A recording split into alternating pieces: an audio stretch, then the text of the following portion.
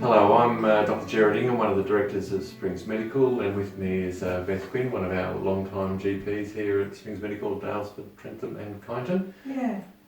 Beth, I think today we thought we'd give a bit of an update on the lockdown, or surviving the lockdown. I mean, we've been doing so well in Victoria and Australia in reducing our infections but through the social distancing and spatial distancing of the lockdown. But it does have an impact on people, and we're certainly seeing some more mental health issues with people who we're seeing and speaking to on the telephone consultations. Do you have any advice for patients in terms of surviving the lockdown?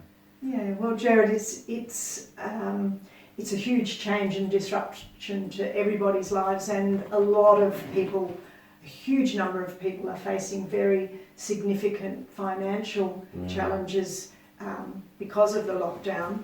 And I think one of the real challenges is that we don't know what the future looks like, and so it's always hard to plan your way through anxiety-provoking times when you're not, particularly in things like financial, when you don't know what's ahead of you and you can't sort of see what that looks like. So it's about learning to really live with the here and now and do that as best we possibly can. And I think we were talking before, and you were saying how for some people they've got quite a lonely life at the moment on their own, and whereas other people, they're trying to work from home while homeschooling, with a full family every day of the week, into, as you say, into the future, and it's hard for them to live. Some people are far from lonely because they're in small houses and winter's coming on, and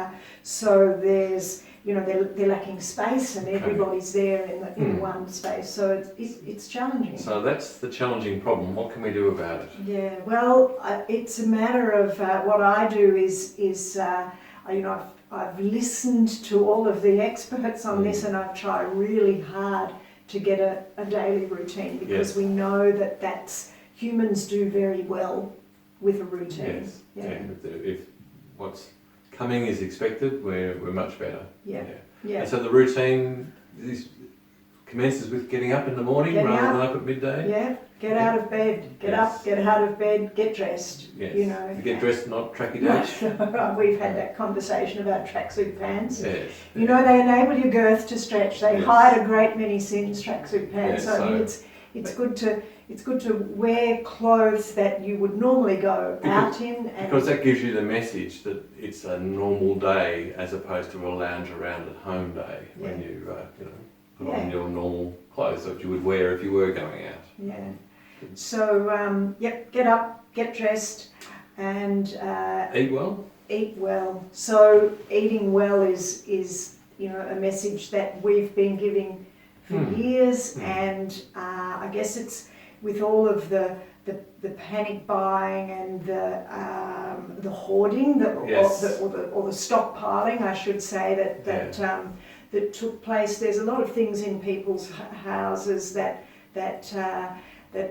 food, but is it really nutritious food? So all those cans and packets of pasta and things that you got ready for Armageddon, we probably don't need to eat through them over the next few weeks. You can still access fresh fruit and veggies, or even if you did buy the frozen veggies and whatever, they're still good to use. So let's make sure we get through those. And is there a recommendation for what sort of food we should be eating? So it should be 5 vegetables, 5 different coloured vegetables a day, and 2 fruits, and a high fibre diet. So the white flour that's missing from the shelves should stay in your pantry a little bit longer. Go for the good whole grain. Good. And there's time. I mean, if you are a person who's got a bit of time, there's time to explore and improve your culinary skills during this time. There's plenty of YouTube videos and recipe books and things out there to make it interesting. So let's eat well. Exercise. Exercise is absolutely vital, and it's about doing it at the same time every day. Yes. Because if you can, we know that that then You get a just routine. embeds it into a routine, and your body will, If you- it might not look forward to it at first, Yeah. but you will. I often say to patients, if you say, oh, I'll do exercise once I've done everything else, it won't happen. You're better off to say, no, I will do exercise, and then plan the rest of your day around it. Good. And I try myself, if I'm having psychological obstacles to exercise, I think about how good I'll feel when On the I've other achieved side. it on the other side. So And the amount of exercise we're aiming for is about 30 minutes a day. Yeah, and it needs to be exercise that gets your heart going a little bit. So we live in hilly climbs around here, but most of the time we can easily achieve that with a walk. Yep. A good so that you're a little bit puffed when you're walking, and that's going to be different for different people. But we're not talking about just a sort of an amble or a stroll. It's got to be. And we know that's exercise. Good for our physical health, and it's also good for our mental health. We know that people who exercise regularly, it's about the same effectiveness as if we were to prescribe an antidepressant pill.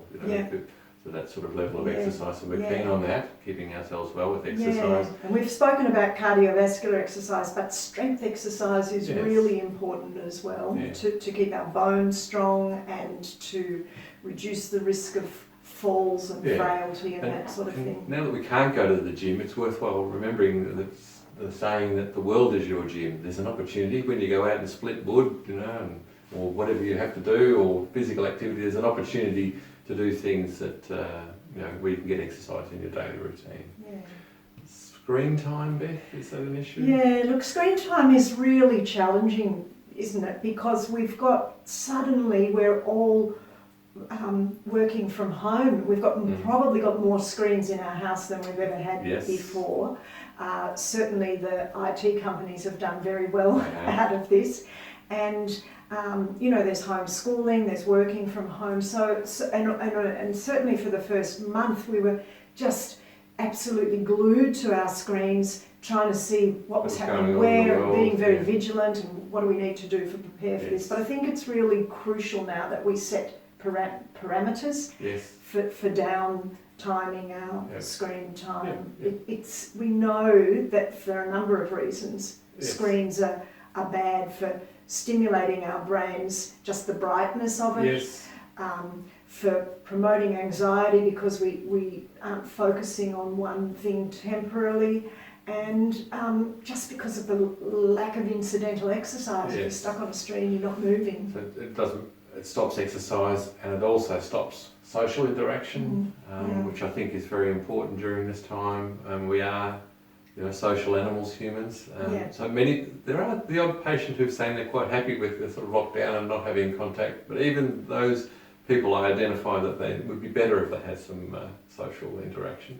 And I think that's obviously relationships within your house. You've got to manage those. It can be quite challenging in terms of having some time to yourself, but also doing things together.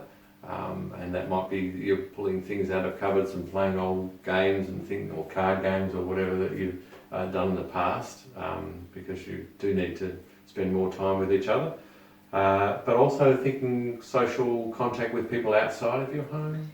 Yeah, it's really important to maintain those, Gerard, and to work harder at them in some regards. I think to be social interactions both for people we know, and then also in the community for people that you might not know, because kindness is also really valuable for our own well-being. If you know someone out there who might be struggling, and a contact from you is wonderful. I think we've talked before about, before we recorded this video, that the importance of contacting out people who are living in aged care facilities at the moment, because they're often very limited in the amount of visitors that they can have, or may not be allowed to have any visitors. So having contact with them is very important. Yeah, so 5 minutes on the phone, just put that into your daily routine to ring somebody that would really love to hear from you. 5 minutes. So in summary, our message is about looking after ourselves and looking after others, and that's through a routine that includes getting up, getting dressed, having exercise, eating well, limiting screen time and contacting people. Being kind. There is indeed. Okay, thank you.